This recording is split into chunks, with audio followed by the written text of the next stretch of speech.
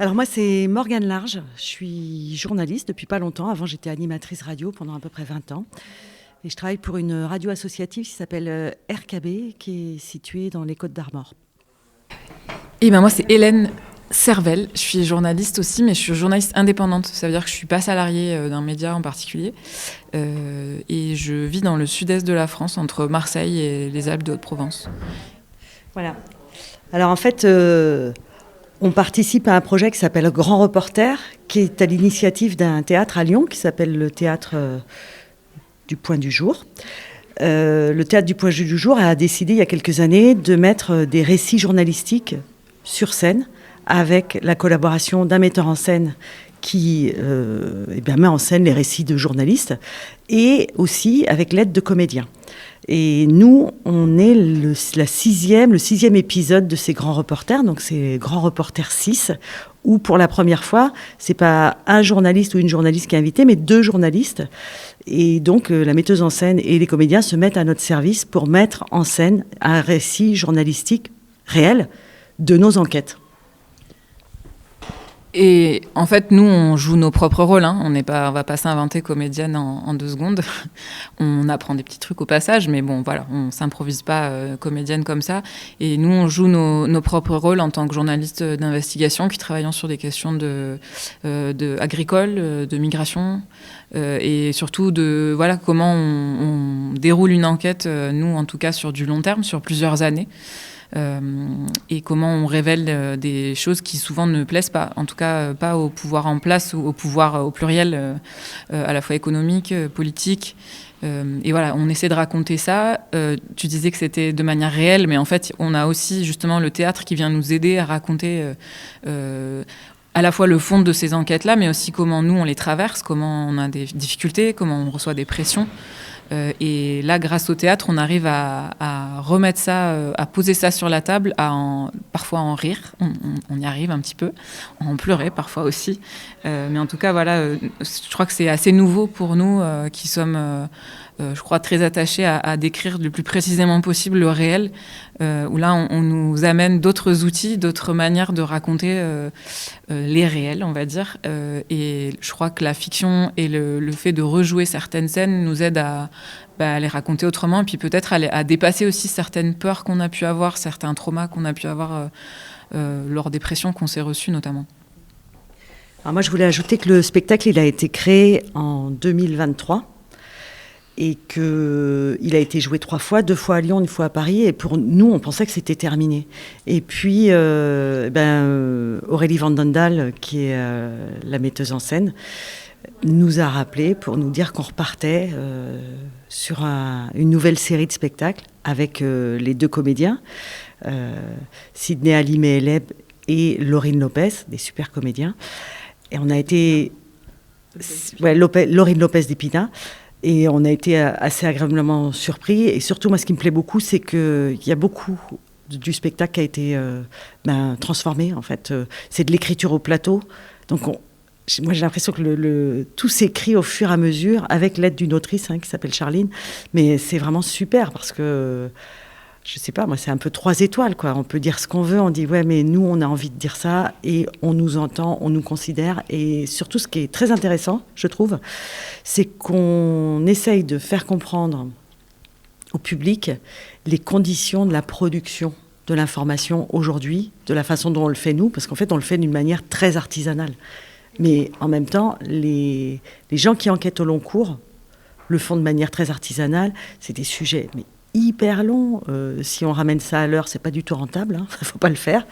Et puis surtout, on prend en main souvent des sujets qui passent en dehors des radars. Parce que c'est des sujets qui concernent des gens très ordinaires finalement. On fait pas des trucs people, tout ça. Voilà. C'est un peu ce qui nous réunit, je crois. Non ? Et c'est toute la série Grand Reporter qui est donc sur le thème de l'agriculture ou juste le spectacle, le 6e ? Alors oui, nous, on traite plutôt des questions agricoles, avec toute la complexité de ce qu'il y a à l'intérieur de l'agricole. Morgane, tu es plutôt sur des questions de scandales sanitaires, écologiques, autour des conséquences de l'agriculture intensive bretonne. Moi, de mon côté, je m'intéresse plutôt à la question de l'exploitation de la main-d'œuvre étrangère dans l'agriculture intensive, ce qui est quand même en fait, c'est des aspects très différents, mais qui sont très liés, évidemment. L'exploitation de la terre, de l'environnement et des humains et des humaines. Beaucoup. Mais non, les autres grands reporters sont sur des sujets très divers. Je crois qu'il y en a un sur la question des violences sexuelles, il y en a un sur le Congo, il me semble. Sur les combats militants avec Antoine Chao. Oui, la lutte antifasciste. C'est des sujets très différents et des personnes très très différentes à chaque fois. J'avais lu sur le site internet qu'il y avait beaucoup de contenu, du coup toute une dimension audio. Qu'est-ce que vous pouvez me dire sur la mise en scène? En fait, on vient avec nos bandes dans nos poches. Moi, mon média, c'est la radio. Je fais un peu de presse écrite, mais très peu.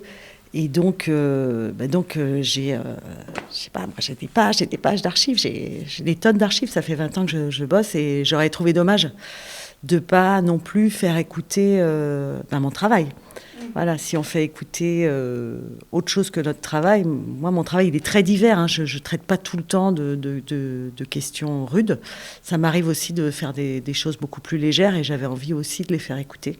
Je ne sais pas pour toi, Hélène. Alors, moi aussi, je suis d'abord dans la presse écrite, mais je fais aussi de la radio un peu moins.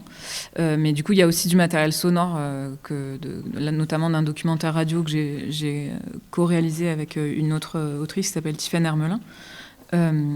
Et donc ça, c'est très présent dans cette formation-là, cette forme théâtrale-là. Après, je crois qu'en termes de mise en scène, nous, on est un peu arrivés avec Morgane. Je crois au tout début, on était un petit peu sceptiques, on était un peu prudentes, quoi. On savait pas trop dans quoi on s'embarquait, et surtout, d'ailleurs, c'est autour de ça que c'est, je crois, fabriqué la mise en scène.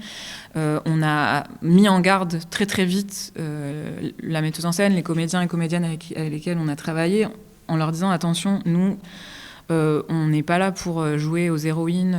En fait, c'est pas ça. Il s'agit pas de ça, surtout pas en fait. Parce que, et d'ailleurs, on l'explicite vraiment dans la forme, quoi. Nous, on vient vous raconter, comme tu disais Morgane, les conditions de fabrication d'une information dans des conditions précaires, dans des conditions compliquées, aussi parce qu'on vient creuser et déterrer des choses qui plaisent pas.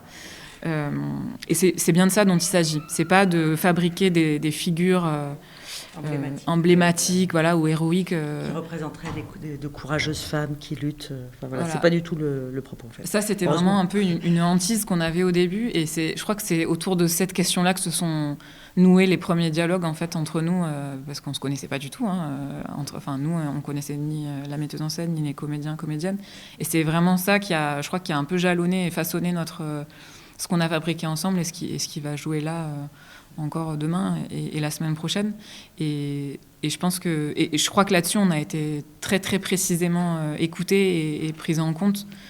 Et heureusement, parce que je pense que sinon, on se serait barré en courant. Il y a aussi, par rapport au matériel sonore, je crois que Hélène, pour son travail de journaliste de presse écrite, elle enregistre aussi énormément de choses, et heureusement. Par contre, il y a une chose qu'on fait ni l'une ni l'autre, c'est qu'on ne prend pas de photos, elle ne fait pas de vidéos. Ah non, mais moi, c'est...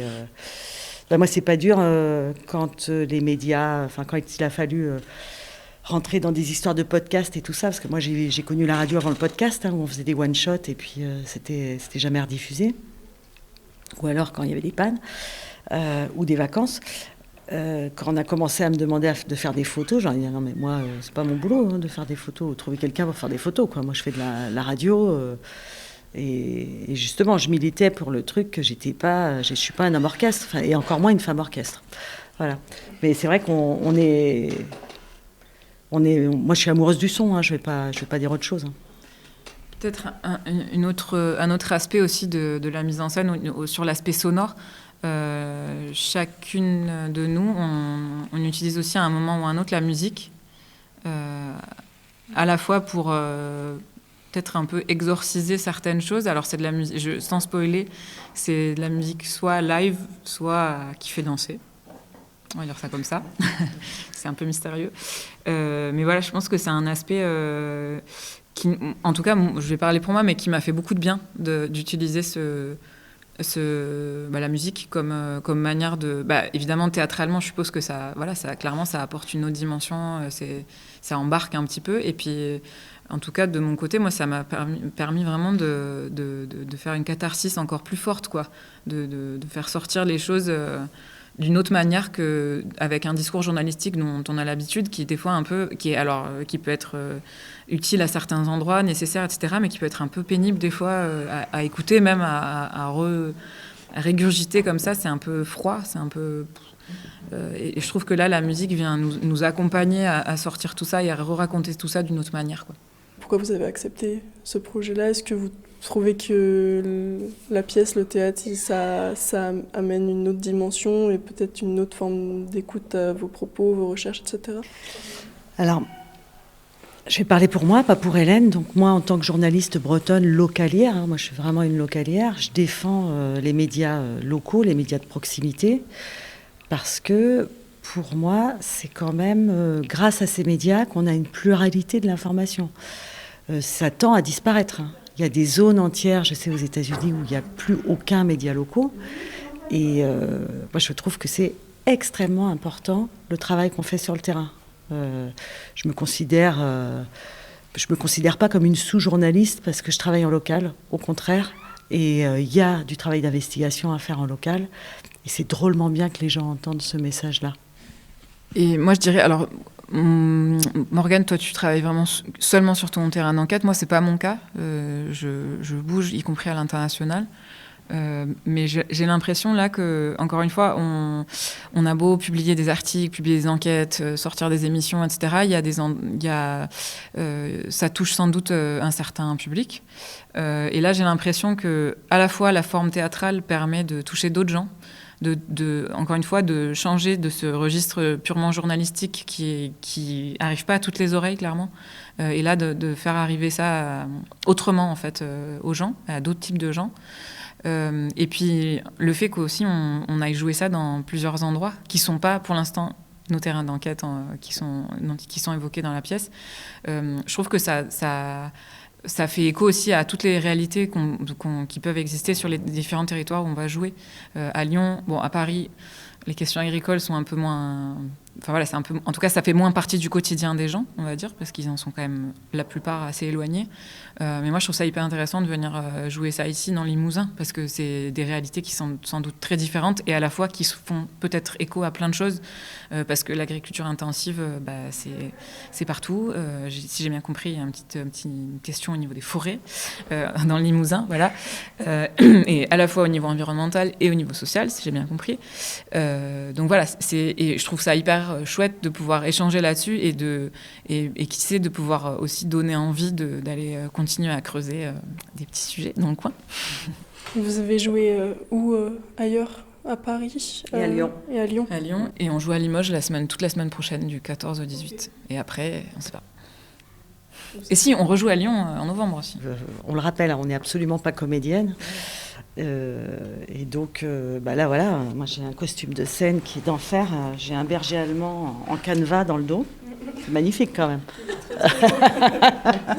Donc, si vous voulez voir le berger allemand en canevas, il faut absolument venir jeudi soir à Aubusson à 19h30. Le grand reporter 6 qui s'appelle « La terre parle quand on creuse ». Il faut que les gens s'intéressent aux conditions de production de leur nourriture, ça c'est clair. Après, le soutien à la culture, il est hyper important aussi, parce qu'on demande beaucoup à la culture, mais elle a de moins en moins de moyens. Et donc, venir au théâtre, c'est maintenir le théâtre, tout simplement.